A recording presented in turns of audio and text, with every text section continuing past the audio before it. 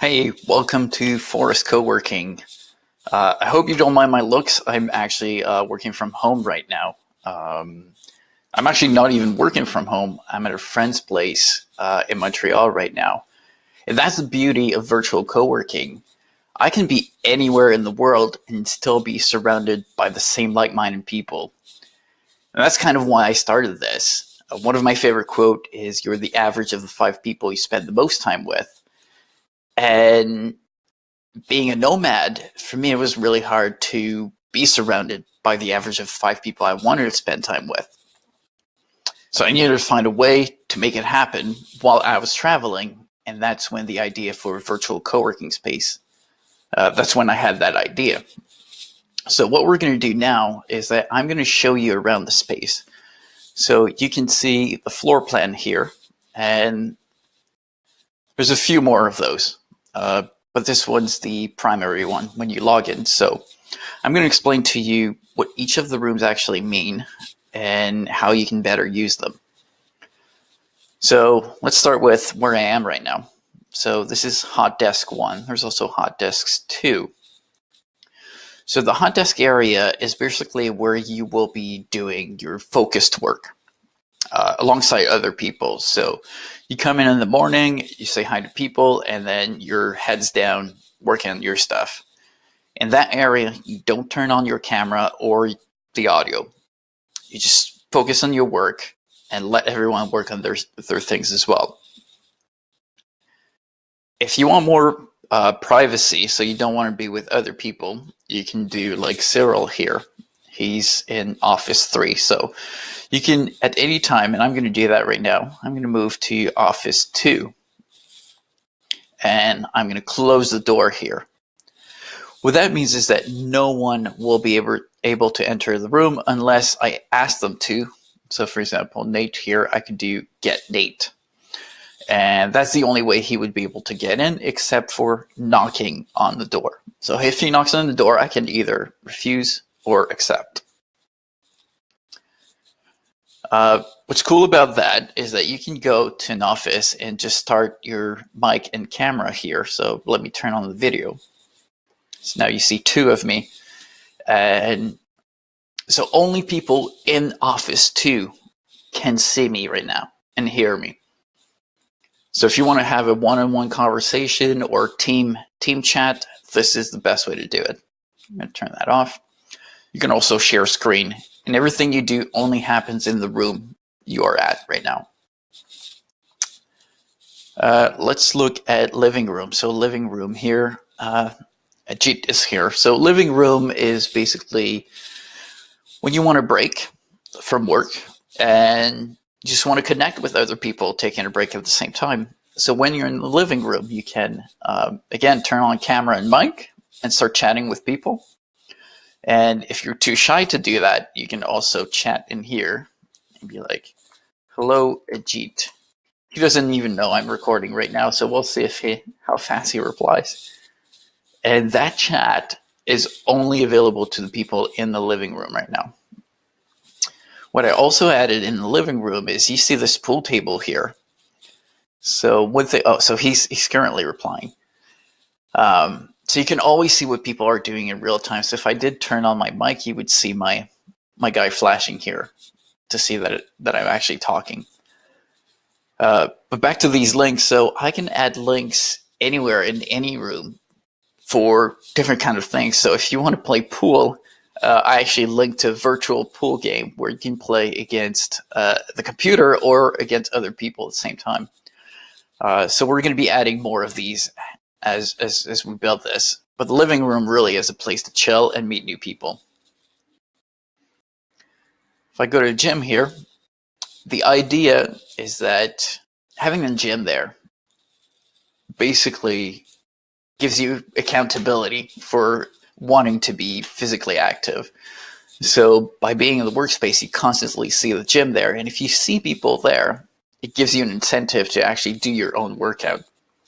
So in the gym, you can go there to signify to people that you are working out. And you don't need to turn on the camera or the mic. You can just be there. You can say in the chat, doing push-ups. the people in the gym can also see what you're doing, and you can even link to the workout you're doing. So my hope is that people will go to the gym and just help other people be motivated to do the same.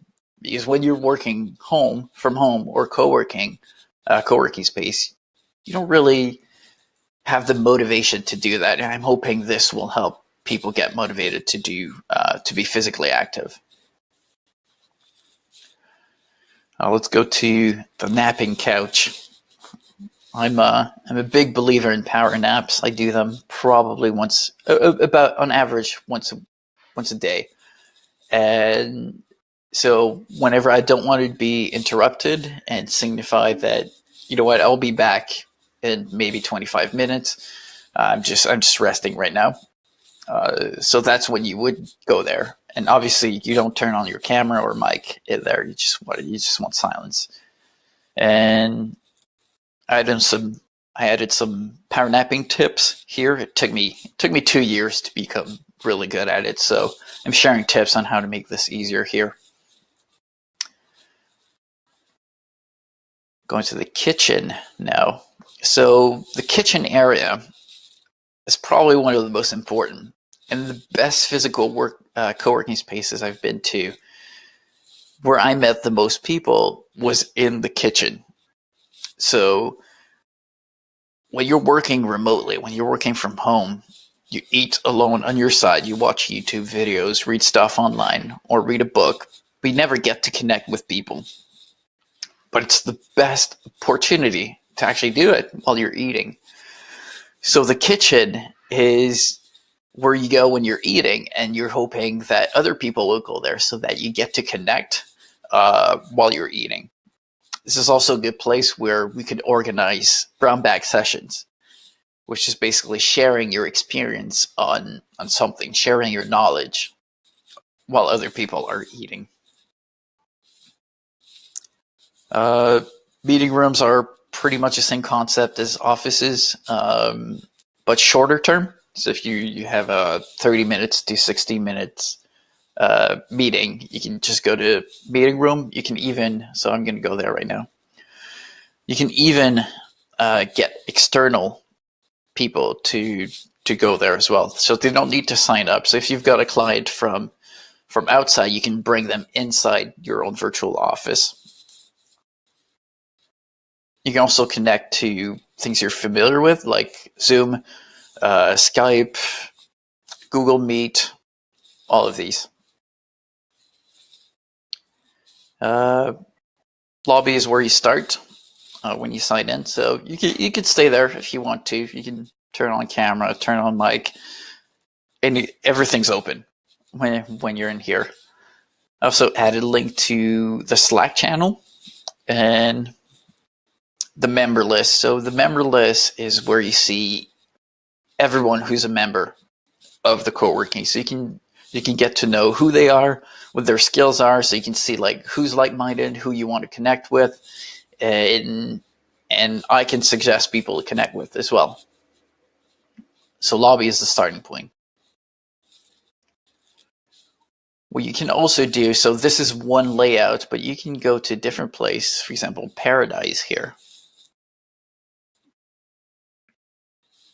There's more offices, more hot desks, meeting rooms, lobby, kitchen, everything that you can see from the first one. There's a Sky Lounge, so a bigger meeting room, offices, an outside gym. The idea is that we're going to be organizing a lot of events. And for example, an idea we have for here is live yoga sessions. So having a yoga instructor show you how to practice yoga directly from the outside gym here. But there's going to be more. There's going to be live cooking classes, vocal lessons. Sky's the limit, and no pun intended with that layout. There's so many ideas of events. Guest speaking, Toastmaster style events, all of this will be happening as the community grows. So back to the main area, getting back to Hot Desk. That's the virtual co-working in a nutshell. It helps you fight loneliness, procrastination, helps you stay accountable. You get to meet people from all around the world. You get to up your average of the 5 people and connect both on a personal and business level. As we grow this community, there's going to be more events. There's going to be more people to connect with, and we hope you try it out.